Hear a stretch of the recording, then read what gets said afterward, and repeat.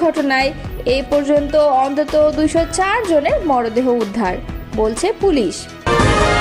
Air ইন্ডিয়ার বিমান দুর্ঘটনা নিয়ে পাকিস্তানের প্রধানমন্ত্রী কি বললেন? ছাত্ররা দুপুরের খাবার খেতে বসেছিল, অন্তত 3 জনের মৃত্যু ঘটেছে।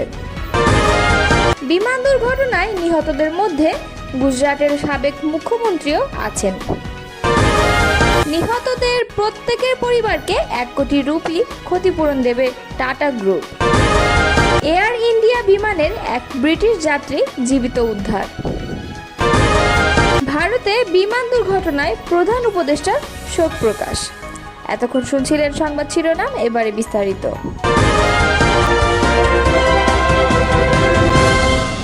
ভারতে বিমান দুর্ঘটনায় এ পর্যন্ত অন্তত 204 জনের মরদেহ উদ্ধার, বলছে পুলিশ।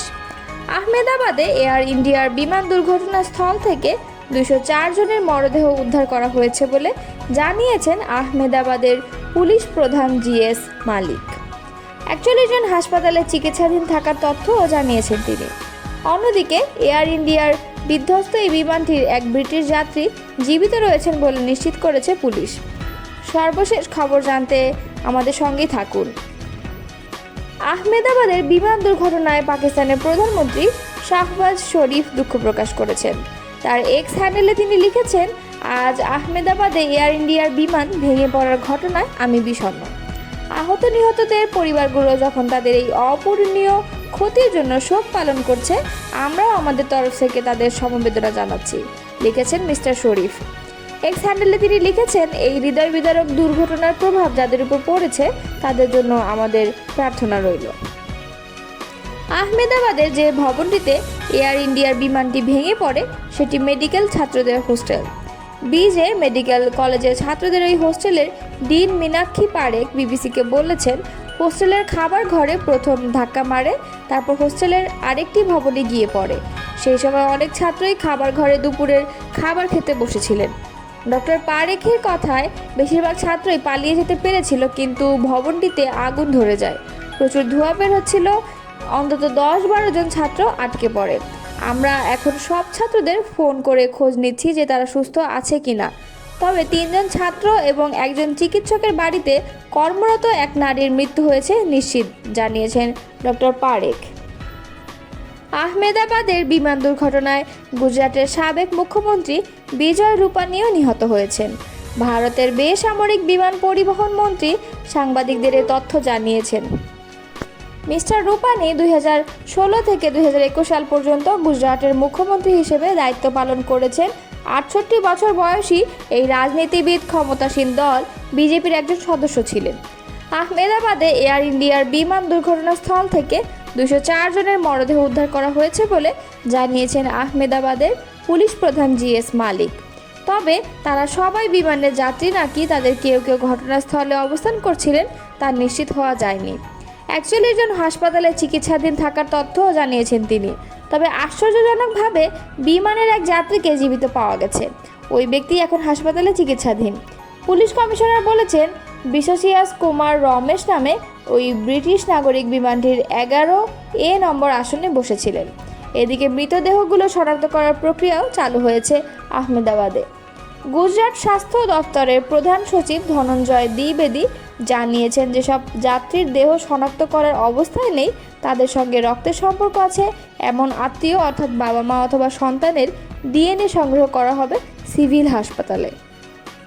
বিমান দুর্ঘটনায় নিহত প্রত্যেক যাত্রীর পরিবারকে 1 কোটি রুপি করে ক্ষতিপূরণ দেওয়ার কথা জানিয়েছেন এয়ার ইন্ডিয়ার মালিক প্রতিষ্ঠান টাটা গ্রুপ।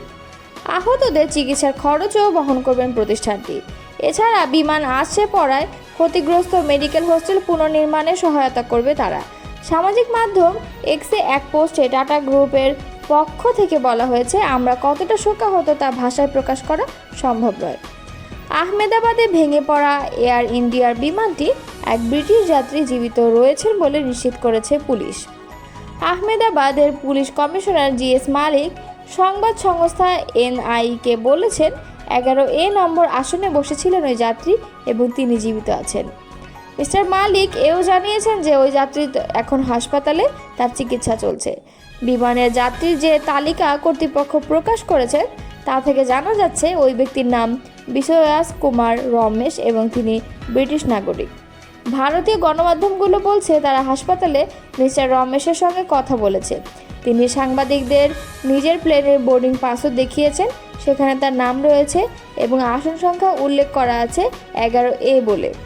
ভারতীয় গণমাধ্যমগুলো তার বক্তব্য দেখাচ্ছে, যেখানে তিনি বলেছেন আকাশে ওড়ার 30 সেকেন্ডের মধ্যেই ভীষণ জোরে আওয়াজ হয় আর বিমানটি ভেঙে পড়ে। সবকিছু খুব কম সময়ের মধ্যেই ঘটে যায়। ভারতে বিমান দুর্ঘটনার তদন্তে সহায়তা করতে আসছে যুক্তরাষ্ট্রের একটি তদন্ত দল।